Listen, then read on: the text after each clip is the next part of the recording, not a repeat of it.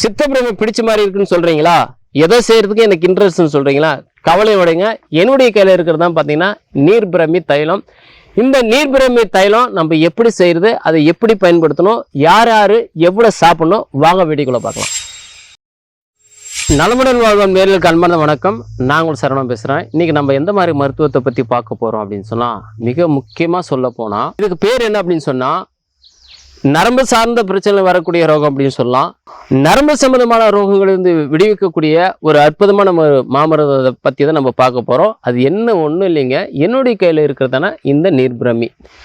இந்த நீர்பிரமியும் நம்ம உள்ளுக்கும் சாப்பிடலாம். அது இல்லாமல் மேல் பூச்சு தைலமாக நம்ம பயன்படுத்தலாம். முன்ன வீடியோவில் பார்த்தீங்கன்னா நிறைய இந்த நீர்பிரமி பற்றி நம்ம போட்டிருப்பேன். இந்த நீர்பிரமி ஒரு அற்புதமான மாமருந்து, நம்முடைய சித்தர்களால் கொடுக்கப்பட்டது, நம்முடைய முன்னோர்களால் பயன்படுத்தப்பட்ட ஒரு அற்புதமான மூலிகை அப்படின்னு சொல்லலாம்.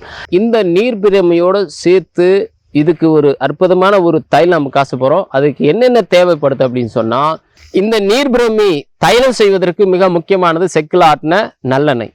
750 ml வந்து பார்த்தீங்கன்னா இந்த நல்லெண்ணெய் எடுத்துக்கலாம். இதோடு சேர்த்து நீர்பிரமி ஒரு 1/2 லிட்டரு, கருசாலை ஒரு 1/2 லிட்டர், இதோடு சேர்த்து வல்லாரை பார்த்தீங்கன்னா சாறு ஒரு 1/2 லிட்டர், கீழாநெல்லி சாறு ஒரு 1/2 லிட்டர். இதெல்லாம் எடுத்து என்ன பண்ணணும் அப்படின்னு சொன்னால், இந்த 750 ml இருக்கக்கூடிய ஆயிலில் நீங்கள் ஊற்றி எடுத்து வச்சுக்கணும். இதோடு சேர்த்து நம்ம முக்கியமாக சொல்ல போனால் கடைசரக்காக நம்ம எதை பயன்படுத்தணும் அப்படின்னு சொன்னால், மஞ்சள் வந்து பார்த்திங்கன்னா ஒரு 15 கிராமு, கார்போக அரிசி ஒரு 15 கிராம், கஸ்தூரி மஞ்சள் வந்து பார்த்திங்கன்னா ஒரு 15 கிராம், பூலான் கிழங்கு என்று சொல்லக்கூடிய அந்த கிழங்கு வந்து 15 கிராம், செண்பக மூக்கு இது வந்து ஒரு 15 கிராம், சந்தனம் வந்து ஒரு 15 கிராம், சதகுப்பை ஒரு 15 கிராம், இது எல்லாம் வெட்டி வேர் வந்து பார்த்திங்கன்னா ஒரு 15 கிராம். இது எல்லாம் என்ன பண்ணோம் அப்படின்னா நம்ம சூர்ணமாக்கி, அதாவது ஃபுல்லாக சூர்ணமாக்கி ஒரு 3 மணி நேரத்துக்கு முன்னாவே நம்ம தண்ணீரை நம்ம பாலில் போட்டு நல்லா ஊற வச்சுட்டு,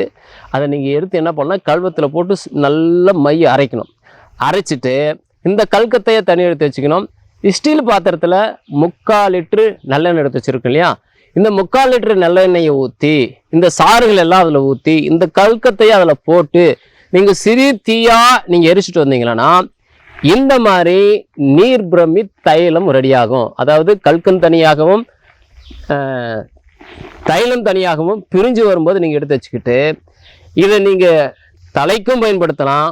உள்ளுக்கு 1 சொட்டிலிருந்து 4 சொட்டு மட்டும் நீங்கள் தொடர்ந்து 1 மாதத்துலேருந்து 2 மாதம் மட்டும் பயன்படுத்திட்டு வரும்போது உங்களுக்கு அறியாமையே பயம், சோர்வு, ஞாபகத்திறன், மாற்றி சிந்திக்கக்கூடிய ஆற்றல், இவைகளை போக்கக்கூடியது தான் இந்த நீர்பிரமி தைலம் அப்படின்னு சொல்லலாம். நிறைய பேருக்கு வந்து பார்த்திங்கன்னா ஞாபக சக்தி குறைவாக இருக்கும், அது இல்லாமல் மனசோர்வு இருக்கும், டயர்னஸ் இருக்கும். இந்த சித்தப்பிரமை வருவதற்கான அறிகுறிகளும் கூட இருக்கலாம். இவங்க தன்னைத்தானே பயந்துக்குவாங்க. உடல் சோர்வையை நீக்கக்கூடியதான் இந்த நீர்பிரமி தைலம். இதை பயன்படுத்தி பாருங்கள், பலன் பெறுங்க. நன்றி, வணக்கம்.